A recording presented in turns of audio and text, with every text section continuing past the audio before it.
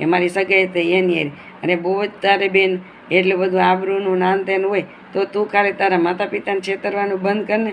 આ તો એના જેવું થયું કે બિલાડી દૂધ પીતી હોય એની આખું બંધ હોય એટલે એને એમ થાય કે મને કોઈ જોતું નથી, પણ બીજા બધા તો એને જોતા જ હોય, બધાને ખબર જ હોય કે બેન તું ક્યાં ને શું કરશી.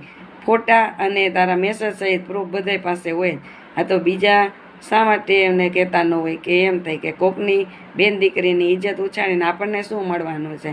તો એને કે તું બહુ સલાહકાર છો અને બહુ એવા તારે સંસ્કાર ઢોળે જતા, તો પહેલાં તારા ફેમિલી મેમ્બરમાં તે અમુક વ્યક્તિ હોય એને સુધાર, એને કે જો તારે બહુ આબરૂનું હોય તો તારી બેન હોય એવી જ બીજાની બેન હોય તો એને પોતાની બેન સમજીને વર્તન કરો તોય ઘણું, બીજાને તારે સુધારવા નથી જતા. તો આવા લોકો હોય એનું બહુ ધ્યાન ન આપવું આપણે આપણા જીવનમાં.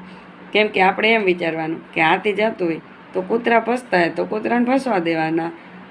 આપણે આપણા મનમાં હાથી સમજીએ કે ન સમજીએ, પણ સામેવાળાને તો કૂતરું સમજવાનું છે, એટલે એને ખબર પડે કે બીજી વાર કહેવું નહીં. અને તોય જો એ જાહેરમાં આપણી ઇન્સર્ટ કરવા આવે તો આપણી પાસે એના પ્રૂફ હોય ને એ સોશિયલ મીડિયામાં જ મૂકે કે બહુ તું સોશિયલ મીડિયામાં સંસ્કારી થાશ ને, હવે દેખાય કે આ તું જ છો કે બીજું કોઈ છે બેન મારી, તો તું ખાલી તાર માતા પિતાને છેતરવાનું બંધ કર દે, બીજાને તાર સુધારવા ન જાવ.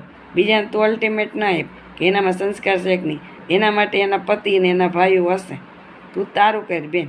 સમજાય અને વંદન.